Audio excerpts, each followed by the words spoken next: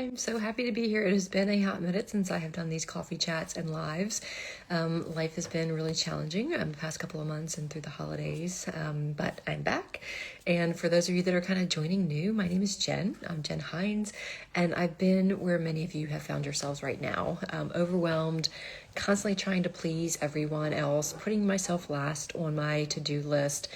And today I really wanted to talk to you about diving into something I'm incredibly passionate about, and the truth about people pleasing, how it's holding you back, and more importantly, how you can start reclaiming your self-worth and strengthening your relationships. So I'm going to start by asking you this. Have you ever found yourself, and I would love for you to comment in the chat wherever you're watching, whether it's Instagram or Facebook, or maybe you're watching the replay on YouTube, but have you ever found yourself saying yes to something you didn't want to, just to avoid upsetting somebody else? So comment in the chat, yes, or raise your hand or wave. Maybe you agreed to take on a task at work when you were already stretched too thin, or maybe you said yes to a favor for a friend even though you were exhausted. If this sounds familiar, you're not alone. And while it may seem harmless and even noble, people pleasing can really have a bigger impact on your life than you might realize. Angelica says, yes. I'm right there with you, Angelica. I've been doing the work for 5 to 6 years with my life coach and as a life coach, but still those people-pleasing tendencies and saying yes, it's still a battle every day. So I wanted to share a personal story, a personal story with you. A few years ago, I was the textbook definition of a people pleaser. I said yes to everything, extra shifts at work, running errands for friends, hosting family events all the time, even though I was run down and sick. And on the surface, I was really good at putting on this front, I seemed like I have it all together, right? I was really good at pretending I had all my SHIT in line, but inside I was really struggling. One day after a particularly really long week, my husband asked me, "Why do you always say yes to everything, even when it's clearly too much for you in the moment?" And his words kind of stopped me. And I realized that I had been so focused on making everyone else happy that I kind of lost sight of my own needs. And worse than that, my constant need to please everybody else was causing tension in my closest relationships. I was resentful, overwhelmed, and running on empty.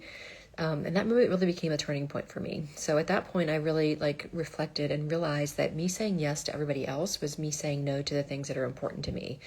It was saying no to me being on my priority list. It was saying no to my family, because when I was saying yes to everybody else, it didn't leave anything left for them when I got home, right? So if I said yes to everything at work, to all the extra patients I would take on, all the extra responsibilities, I would come home so tired and burnt out that I would take it out on my family, right? So they were getting the worst of me, not the best of me, and that's not what I wanted at all.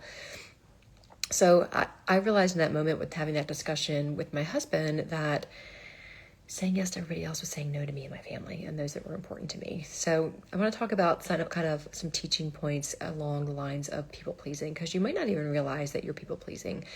But people pleasing often stems from a fear of rejection or conflict. You say yes to avoid disappointing other people, but it's usually at the cost of your own well-being. It can also come from tying your self-worth to how much you do for others. So I'm kind of call this you attach your self-worth to your work, the effort that you're putting in, and you do that because you're believing that you are being helpful or nice, right?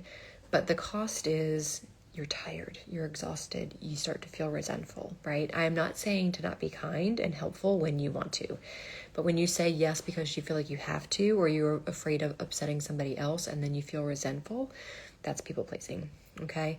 And some of the hidden costs to people pleasing are it can really damage some relationships. Constantly putting others first can lead to resentment on both your part and theirs. People may begin to take your efforts for granted or expect you to always be available. So anybody feel like that? Your friends always come to you because they know that you'll say yes. Or your boss always comes to you because they know that you'll say yes. Through people pleasing, you can also lose your sense of self-worth. When you're always saying yes, you're sending yourself that message that your needs don't matter as much as everyone else's. And over time, this can really erode your confidence and your sense of identity. It can also lead to burnout. Overcommitting leaves you drained and unable to really show up fully for the people you care most about. So how do we break free from people pleasing? The first step is just being aware of it, right? Start by recognizing when you're saying yes out of guilt or fear rather than genuine willingness to want to help. pause before responding and ask yourself, is this something I want or need to do, right? You can also always say, let me check my schedule and I'll get back to you. And that gives you time to really sit with, do I really want to do this to be helpful? Or is it going to make me feel resentful, right? Learning to set boundaries. Learn to say no with grace. It's not selfish to protect your time and your energy. It's essential, especially if you have others like kids and family members that really rely on you. You want them to have the best of you, not what's left of you when you say yes to everybody else. And setting a boundary can be like, I'm sorry, I don't have time to do that right now, right?